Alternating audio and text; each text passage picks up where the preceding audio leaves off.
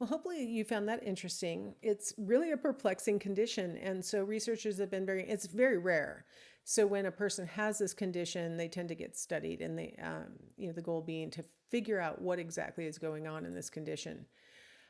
Some other dissociations in consciousness that I wanted to talk about would be something like subliminal perception. So subliminal perception refers to, the ability to detect a stimulus that's presented at less than the absolute threshold. So the absolute threshold for detection, and we're back to sort of signal detection theory, would be where 50% of the time you are correctly detecting that stimulus and 50% of the time you're not. So we want to get right to that little edge and say, you're noticing it half the time you're not. And we call that anything greater than that, we call it supraliminal. Anything below that, we call it subliminal. So certainly some stimuli, especially over here in this part of the little square, a lot of the times you're going to notice. I mean, it's a noticeable stimulus. But when we get down to this lower end, where more often than not, you're not going to detect the stimulus, we're into that area where a lot of people would acknowledge this is probably subliminal. It's not the same as unattended. Like, for example, this little joke, that's not a subliminal message, right? You need to purchase some new spectacles is completely detectable. Just because you don't take the time to read it because you're treating it like a reading test or, an eye test, that doesn't mean that it's subliminal. So it's not about, an unattended stimulus. It's about something that is not detectable more than half the time. Half the time or less, you would detect it. So we have aspects of the subliminal stimulus, right? We have the objective threshold, which is where the subject says, I don't see it, and they can't guess what it is. So that's an objective threshold for subliminal stimulation where literally you did not detect it in any way, shape, or form. I didn't see it consciously.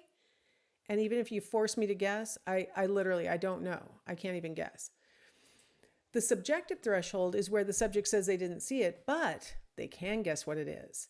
And so this is the one where we're going to be really interested in subliminal stimulation as far as dissociations in consciousness, because my subjective sensation is that I didn't see it, but some part of me probably did because I guess at better than chance levels what the stimulus was. So subjective threshold is where we're really interested. Of course, beyond that is the supraliminal level, which is where the person is aware of the stimulus. And so we're not going to be interested in that when we talk about dissociations.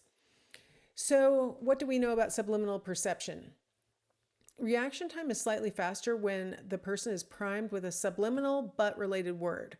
So it's presented at that probably subjective or maybe objective threshold so that the participant says, I didn't see it. Maybe they can guess it, maybe not, but they say they didn't see it. So we're presenting it at that level. We see that they react faster to, that primed word.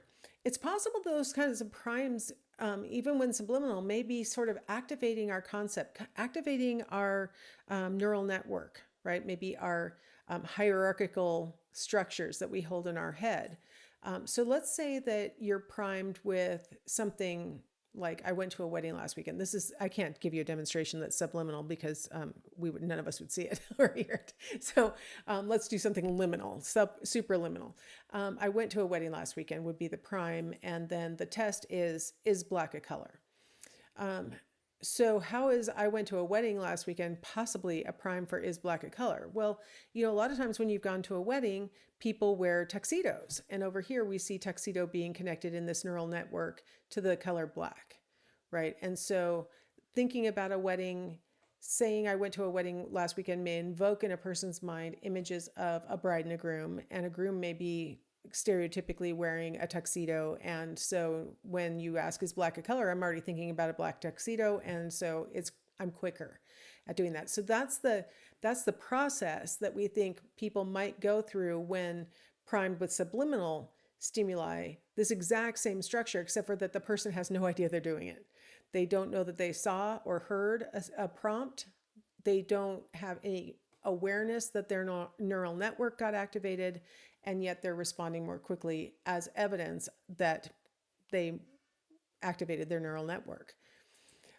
It doesn't, this kind of subliminal perception doesn't have long lasting effects.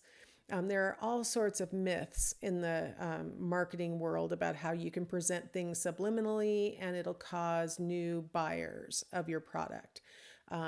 Or you can prompt somebody with a subliminal message and they'll fall in love with you or something like that. It doesn't work for long lasting things like, memory formation. You can't rely on some subliminal messages to form your new memories. It doesn't affect things like self-esteem. I listed both memory and self-esteem because these are the ones that often are targeted for subliminal tapes. Like, I say tapes because I'm old, and in the olden days you would listen to an audio tape, but like streaming. Maybe you're going to spend the night with your ear plugs in, listening to some kind of subliminal message about how to improve your memory. Or you're going to listen to some subliminal message that tells you positive affirmations to help you boost your self-esteem. It doesn't work like that. Subliminal messages are not going to change how your memory functions. There's no passive way to boost your self-esteem. Like, that doesn't work. And it doesn't, I'm sorry, marketing people, it doesn't work for buying habits either. Subliminal messages don't work. There was an excellent example, an experiment on the buying habits question. So a Canadian university reached out to a bunch of everyday people out in the community and said, during this Sunday night's televised movie, back in the olden days on Sunday nights, the broadcast stations would air like maybe a regular movie with the exciting parts taken out, whatever. And so, tonight, on Sunday, they're going to be airing whatever movie. And if you watch it, I want you to be aware that there's going to be a subliminal message embedded somewhere during the broadcast. And we'll be calling you on Monday to see, if you had any urges that happened during the movie, and we want to hear what they were. And so on Monday, when they called people, really common urges that were reported were things like, oh, I felt like having a Coke, or, I really wanted to buy some Oreos. Like, it was a lot of brand name references, that they said. So they thought probably that this would be a subliminal brand name message. Not a single person reported what the subliminal message was, which was call home. Not a single person said, I felt this urge to call my mom or something like that. No one seemed to have had any behavior that they recognized as being attributable to a subliminal message. So I would just argue it doesn't work for long-lasting things like that, but maybe can prime us to be thinking in a particular vein. All right, now unconscious reasoning. We can reason unconsciously. In fact, a lot of evidence suggests that when we're having vivid dreams, especially a couple of nights in a row, that might be a function of our schemas in our brain trying to figure out a solution to a problem that we've been working on, right? Trying to come to a good solution. When we reason unconsciously live and in the moment, it might be something like, this name seems familiar, so it must be someone famous, right? Like, I feel like I've heard this one before. I feel like I know this, right? And it's an unconscious feeling, or that face seems familiar, so it must be the person who robbed me, something like that. So a lot of times we make these kinds of sort of unconscious snap judgments, I guess is a good way to say it. Or maybe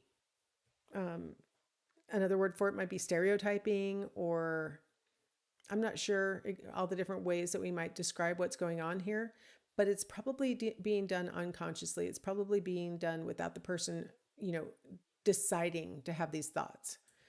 These quotes that I put here in the smart art is illustrating what the logic must be, not what they probably are consciously thinking. The thing is, people don't usually consciously recall that they went through this process. They don't say, well, I realized that I must have heard the name before. It seemed familiar, so I figured it must be a famous person. Like, they don't usually say that. But through clever studies, some of them are described in our textbook. I call it a textbook, I'm sorry, ebook. so a lot of studies have been able to reveal that this must be the kind of logic people go through when they're reasoning without even being aware that they're reasoning. You know, something is going on behind the scenes that's allowing them to come to a conclusion, and they don't even know what factors went into that conclusion that they're drawing. So here's an example of a study that is reported in our textbook about unconscious reasoning. So they had participants view a videotaped crime, and then they were given a lineup, and they were supposed to pick the perpetrator from the videotape from the lineup.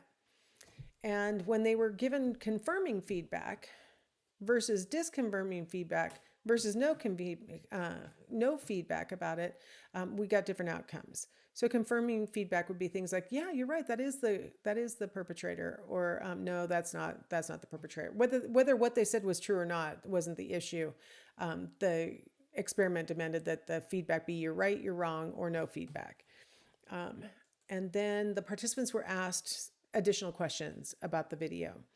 And what the researchers found is that the kind of feedback that the person got, whether the feedback was "you're right," "you're wrong," or not getting any feedback, altered the details and the elaborations that were present in the person's memory. So here we have confirming feedback in the blue bars, no feedback in the red bars, and then disconfirming feedback in the green bars. And we've got prompts. How confident are you? And the person gave their, rating of how confident they were. How good of a view did you have? And they gave their rating. How well did you see the perpetrator's face? How much attention did you pay to the perpetrator's face? How easy was it to identify the perpetrator? How quickly were you able to identify it? You'll notice that in the blue bar, they are higher in every single condition. They are more confident. They had a better view. They saw the face better. They paid more attention. It was easier. They were quicker on all the things. And so confirming, you were right. Now that I know that my judgment was right, I believe that I had more information, a better view, paid more attention. And as a result, I'm more confident. Of course, now once I've been told I was right, of course I was confident when I was making the decision. But if you look at the no feedback condition, and they weren't confident, they were like meh confident. The people who were told they were wrong, they were like meh confident. Probably the people in the confirming condition were also meh confident, but because they were told they were right, oh yeah, I knew I was right. I knew that all along. And so these are kind of like unconscious things that we do. We don't do it on purpose. But we take information, whatever feedback or whatever information is present that can help us to know better whether our understanding or our belief or our view or whatever is correct. And we will grab onto that information, and that'll help us to interpret everything else as well. And so we can have very faulty logic as a result of our tendency to use whatever is available to help us to sort of unconsciously build on that. All right, I'm going to stop here, and in the next video, we'll talk about implicit processing.